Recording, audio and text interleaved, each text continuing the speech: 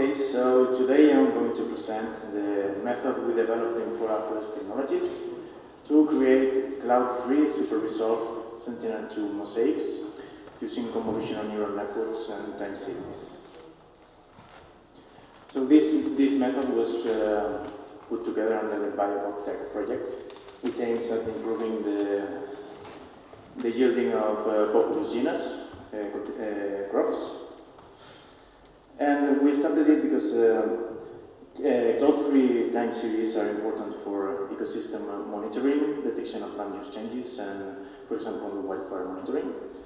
And Sentinel-2 is a good data source for that matter because it has a high frequency of data acquisition.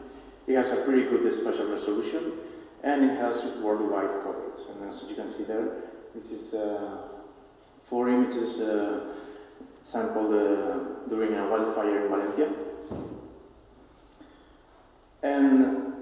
But it's not perfect because, weather events can occur regions of interest, for example, clouds and haze and snow, for example, can occlude the region of interest, and in this case, the area of the wildfire. And you can do a masking using the Send-to-Core algorithm and remove those clouds from the time series, but Send-to-Core often fails, as you consider many of the clouds that are present in the scene are not properly detected. And besides, only the RGB and near-infrared bands have 10 meters resolution. But, for example, the SWIR bands could give us important information about any given area, right? And so our objectives were to identify pixels affected by these weather events and remove them, to improve spatial resolution from 20 meters and 60 meters to 10 meters, and to create a cloud-free mosaic using Sentinel-2 time series. And to do that, we applied a super-resolution convolutional neural network. We then masked this super-resolved Sentinel-2 scene using another segmentation model. Then we computed a pixel-wise weight. And after that, we averaged all the time series using those pixel weights. And so for the super resolution, we used the DSN2 model. So you can think of it as a kind of neural band sharpening algorithm. And it increased the resolution of the 10 meter and 60 meter bands to 10 meters.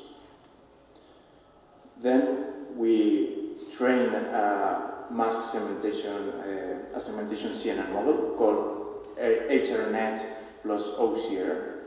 And we used the Baitens and Hagel dataset, which is basically a segmentation dataset that masks clouds and snow and so on. And we used the following classes. I marked in red the ones that we want to remove, and in green the ones we want to keep. And once we trained the algorithm, we saw that it improved very significantly from the baseline, which would be the Send-to-Core algorithm. And besides, it has a 10 meter resolution, so it's quite good. And it masks pretty well difficult classes like haze and thin cirrus, which are often, they're very difficult. Many times, Send-to-Core basically ignores those classes, so then it will appear in the final product when you make the average. And you have to consider that this model is not perfect. So, for example, you can see there that the shadow has not been detected properly, and it has some problems with the snow detection. And so we thought that the better approach would be to binarize the Send-to-Core and the HRNet layers and sum them. And that way we get a 97% recall. That is to say, we are masking most of the weather events that are occurring in the scene. And we used recall mostly because we are interested in removing rather than keeping, right? So as you have a long time series, you don't matter. It's not important to keep a few pixels. You just want to remove all the possible weather events, and so we use recall. Once you have detected the cloud, then you can compute the weight, the pixel-wise weight, and these weights depend on the presence of clouds, haze, shadows, and snow, and on the acquisition date on the Sentinel-2C. And so, for that matter, we use the WASP method,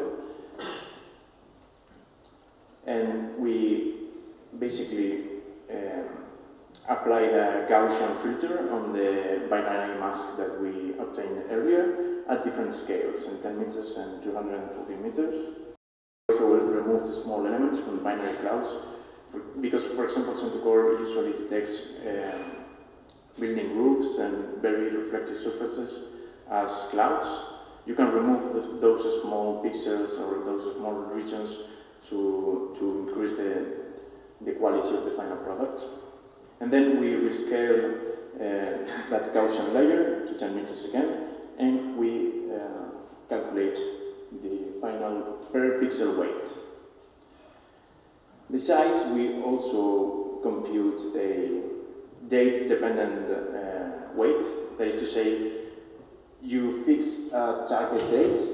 That could be the last day of the month, or the 15th. The middle day of the month. And then you compute the date-dependent weight based on the difference in time between your target date and the scene acquisition, right? And once you have that, you just have to multiply the weights and you get the final result. Then you collect all your time series and average per pixel. That's important to say.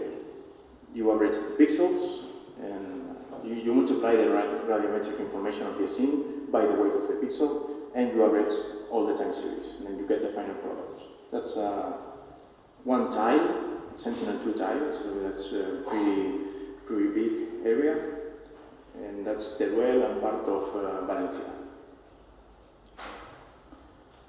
And after that, we mask out those pixels that have a maximum weight below a certain threshold. And so you are then removing the pixels that over the course of the whole time series didn't find a good data source. For example, maybe in that area there were persistent clouds or persistent haze or something, then that is masked out. And so the advantages of this method is that you get a 10 meters resolution product for all the bands of the Sentinel-2 level 2A Sentinel-2 product. That's important to say because the level 1 Sentinel-2 has the band 10, I think is zeros, but it's not here, okay?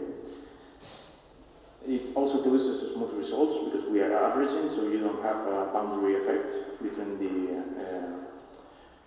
time domain of the scenes you are using.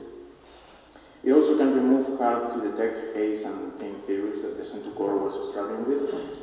It works directly on level 2A Sentinel-2 products, and it preserves information close to the target acquisition date.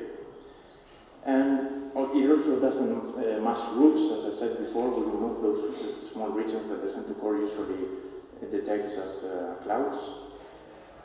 And it works in a wide range of domains because the masking algorithm was trained using the Haggle dataset that is sampled across the whole world. And so it's supposed to have a wide domain. However, there are some disadvantages, of course.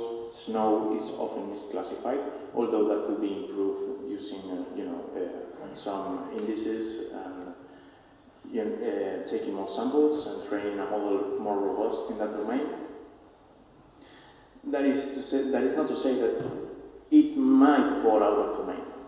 Even if the data set is sampled across the world, there is not worldwide coverage of every single pixel of the planet. So you might have data that is out of domain, and the model probably will fail. It is also important to say that misclassified events can have a strong effect in the results, especially in the case of bright pixels like snow. As you can see there, that's the final result. You still get the snow, right? Even if you are average all the time series. And also, sudden changes in land use get mixed cell values, because here, this is a wildfire, and I don't know if you can appreciate, but it has a greenish tone, even if that's a burned area. It should be brown, but you get a greenish tone. That's because you are getting all the previously green pixels of the time series, but then the fire occurred, and you have a strong change in the color of the scene, and all those pixels get mixed, so you have the greenish effect. But overall, it's a widely applicable tool. It gives good results, even in cloudy regions. Here you can see that in Santiago de Compostela, Galicia is a very cloudy region, a lot of haze, a lot of thin cirrus. You see that we get a pretty good result, except for some areas that have persistent clouds. We know that the segmentation algorithm that we are using can be improved. You know, the deep learning community is very dynamic, and it's evolving very rapidly. And so we can use new architectures that bear more robust two outliers and two out-of-domain data.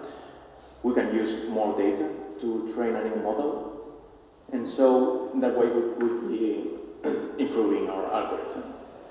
However, we are aware that we need benchmarks for the super resolved product and for the mosaicing of the Sentinel-2 scenes. So here are some references, and that's all. Thank you so much.